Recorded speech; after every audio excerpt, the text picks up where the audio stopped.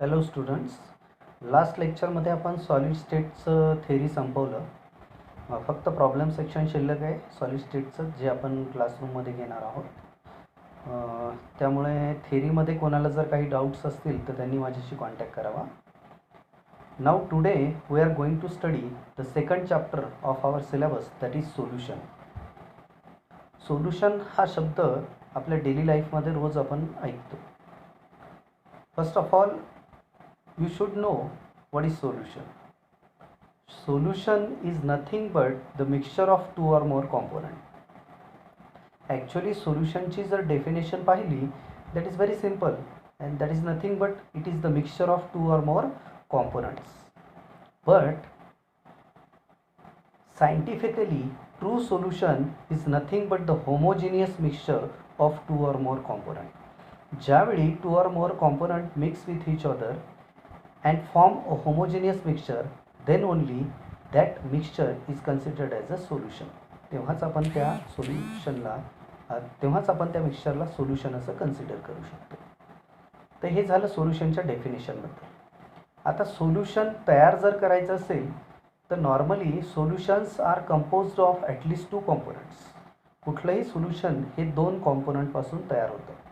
The first component that is called as solvent and the second one which is called as solute.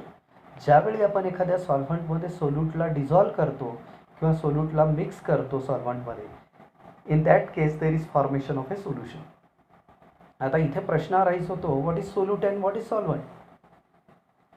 तर normally ज्यावेळी solution तयार होत असतं त्यावेळी maximum क्वांटिटीमध्ये जो कॉम्पोनंट वापरला जातो that is called as solvent. A component of the solution which is taken in a maximum quantity is known as solvent, whereas the component of the solution which is taken in a minimum quantity is called as solute. त्याला solute म्हणायचं. जसं example घेतलं आपण समजा सोल्युशनचं, suppose there is one example of solution which is sugar syrup. Sugar syrup तयार करताना आपण काय करत असतो, sugar is added into the water. शुगरला वॉटरमध्ये ॲड केलं, त्यापासून शुगर सिरप तयार झालं. आता शुगरची क्वांटिटी ही लेस असते, वॉटरची क्वांटिटी ही मोअर असते आणि मोअर क्वांटिटीमध्ये जे वापरलं जातं ते असतं सॉल्व्हंट. म्हणजेच शुगर सिरपमध्ये water will be the solvent and sugar will be the solute. This is about the solute and solvent. Now solutions are of different types. They are classified on different basis. आता जर सोल्युशनला classify करायचं ठरवलं तर different क्रायटेरियावरून आपण classify करू शकतो. जसं on the basis of their size of the constituent particle. Constituent पार्टिकलच्या साईजवरून क्लासिफिकेशन केलं जाऊ शकतं. दुसरा क्रायटेरिया आपण वापरू शकतो on the basis of type of solute and solvent. तिसरा क्रायटेरिया आपण वापरू शकतो ऑन द बेसिस ऑफ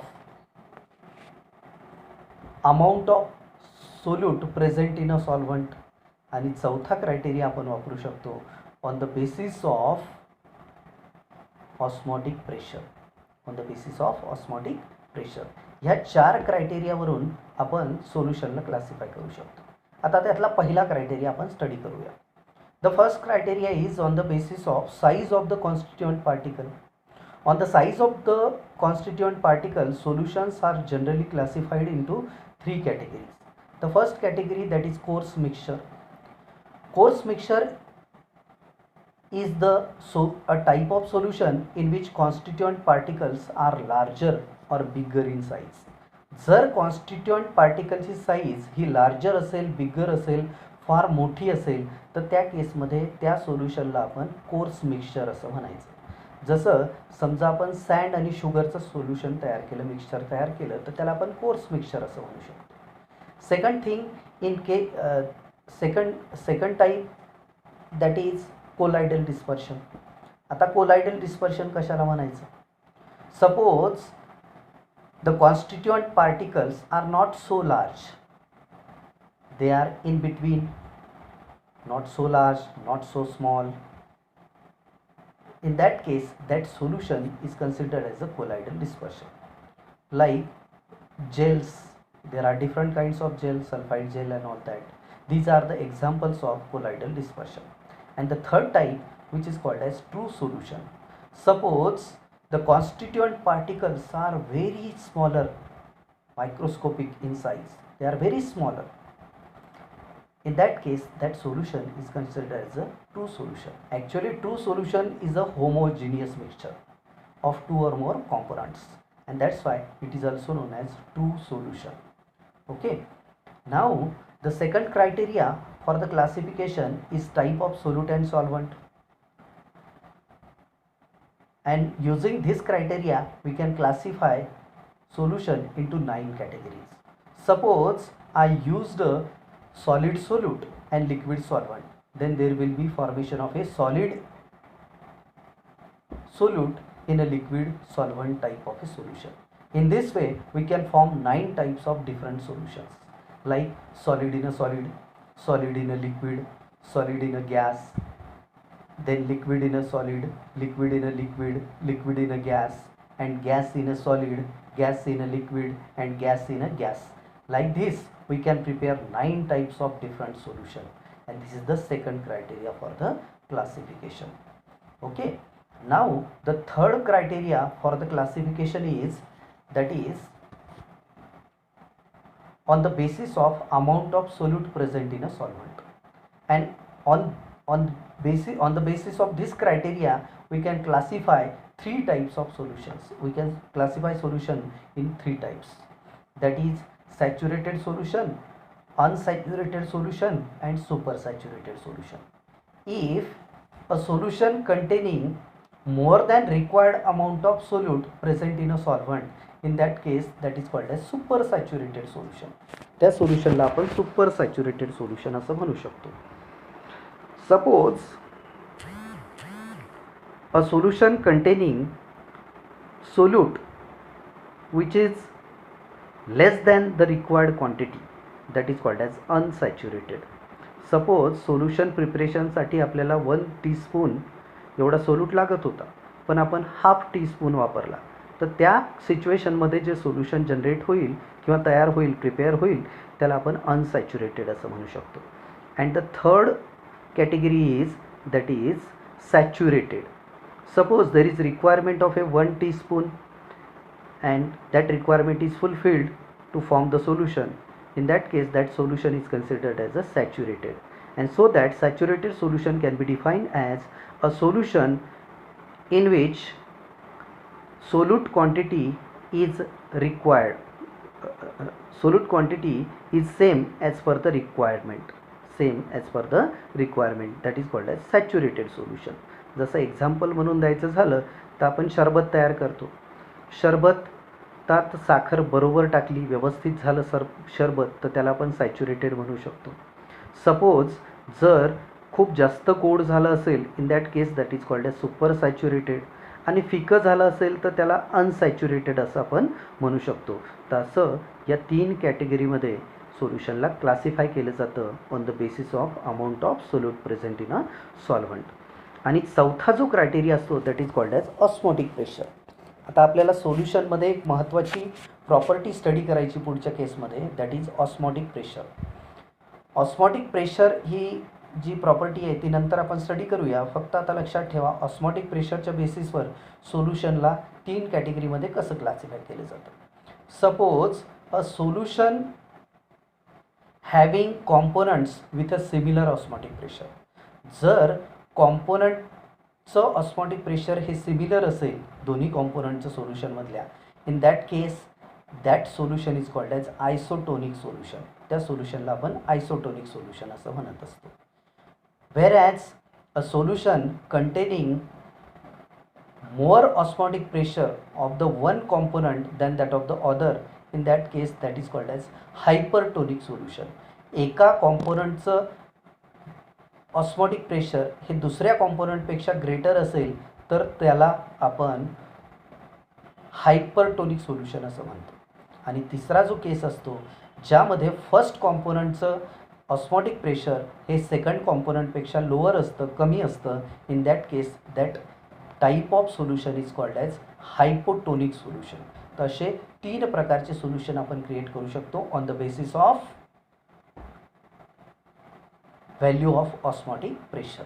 तर हा झाला क्लासिफिकेशनचा क्रायटेरिया. ज्या क्लासिफिकेशनच्या क्रायटेरियामध्ये आपण सोल्युशन्सला डिफरंट क्रायटेरियावर क्लासिफाय केलं. तर हे झालं क्लासिफिकेशन ऑफ सोल्युशनबद्दल. आता यानंतर सोल्युशनच्या बाबतीत आणखी एक महत्त्वाची टर्म आपल्याला माहिती असायला पाहिजे, that is called as concentration. कुठल्याही सोल्युशनची स्टडी करायची असेल तर त्यामध्ये सगळ्यात महत्त्वाची टर्म वापरली जाते, that is concentration of the solution. आता कॉन्सन्ट्रेशन कशाला म्हणायचं? Concentration is nothing but the amount of solute present in a particular amount of solvent. Particular amount of सोल्यूटची पर्टिक्युलर अमाऊंट ऑफ सॉल्वंटमध्ये असलेली कॉम्पोजिशन किंवा असलेलं कॉम्पोजिशन किंवा क्वांटिटी, त्यालाच आपण कॉन्सन्ट्रेशन म्हणतो. आणि 11th स्टँडर्डमध्ये आपण शिकलो आहे कॉन्सन्ट्रेशन हे डिफरंट मेथड्सनं कॅल्क्युलेट केलं जातं. There are different methods to calculate the concentration and those methods are percentage by mass, percentage by volume, molarity, parts per billion, त्याच्यानंतर मोल फ्रॅक्शन. ह्या सगळ्या क्वांटिटीज, ह्या सगळ्या मेथड्स आपण 11th स्टँडर्डमध्ये स्टडी केल्या. त्यात पर्सेंटेज बाय मासचा जर विचार केला तर percentage by mass is equal to mass of solute upon mass of solution into 100 and percentage by mass is a unitless quantity. कशी असते ती? युनिटलेस क्वांटिटी असते. त्याशिवाय mass is independent of temperature, that's why percentage mass is also a temperature independent quantity. Second thing, percentage by व्हॉल्यूमचा विचार केला तर as per the mass there is volume and that's why percentage by volume is equal to volume of solute upon volume of solution into 100 and that is temperature dependent quantity, that is also unitless quantity. In case of third, that is molarity, here molarity is represented by capital M and molarity having formula the number of moles of solute upon volume of solution in dm3 and the unit for the molarity is mole per dm3. The fourth one, that is molality. In case of molality, it is represented by small m and the formula for molality is number of moles of solute upon mass of solvent in kilogram and that's why the unit of molality becomes mole per kilogram. It is temperature independent quantity whereas molarity is the temperature dependent quantity. In case of mole fraction, it is nothing but the ratio of number of moles of any component to the number of moles of all the components and that's why we can write it as x1 is equal to n1 plus n1 plus n2 and x2 is equal to n1 upon n1 plus n2, whereas x1 where x1 is represented for the mole fraction of solvent and x2 is represented for the mole fraction of solute. n1 is number of moles of solvent and n2 is number of moles of solute. n1 plus n2 means the total number of moles of all the components. Okay, in case of mole fraction also it is a unitless quantity, there is no volume, that's why it is a temperature independent quantity. But here there is one thing which is important, the sum of mole fraction of all the components of the solution. समजा solution मधल्या सगळ्या कॉम्पोनंटच्या mole फ्रॅक्शनची आपण addition घेतली, that is x1 plus x2 plus x3 and so on always equal to the 1 किंवा x1 plus x2 always equal to the 1. हे फार महत्त्वाचं आहे, हे लक्षात ठेवणं गरजेचं आहे. त्यानंतर पुढची जी क्वांटिटी आपण स्टडी केली होती दॅट इज PPM. आता PPM म्हणजे काय? Parts per billion. पार्ट्स पर बिलियनसाठी आपण जो फॉर्म्युला इथे वापरतो that is mass of solute upon mass of solution into 10⁶. जसं आपण पर्सेंटेज बाय मासमध्ये इंटू 100 घेतो, फक्त इथे एकच चेंज करायचं आहे, इंटू 10⁶. आता इथे सुद्धा युनिट असेल का? नाही, ही सुद्धा कशी असेल? Unitless quantity. And mass is independent of temperature, that's why it is a temperature independent quantity. But this quantity PPM quantity can be calculated in terms of volume also and that's why PPM is equal to volume of solute upon volume of solution into 10⁶. आपण इथे 10⁶ व्हॉल्यूमला multiply करून सुद्धा काढू शकतो. म्हणजेच PPM in terms of volume is equal to volume of solute upon volume of solution into 10⁶. Here there is volume and that's why in terms of volume PPM is dependent of temperature. यामध्ये आणखी एक quantity आपण add करू शकतो that is called as PPB, parts per billion. आता बिलियनच्या ऐवजी बिलियनमध्ये जर काढायचं ठरवलं तर फॉर्म्युला थोडासा चेंज होईल. इथे आपण 10⁶ च्या ऐवजी 10⁹ वापरू शकतो. Get it?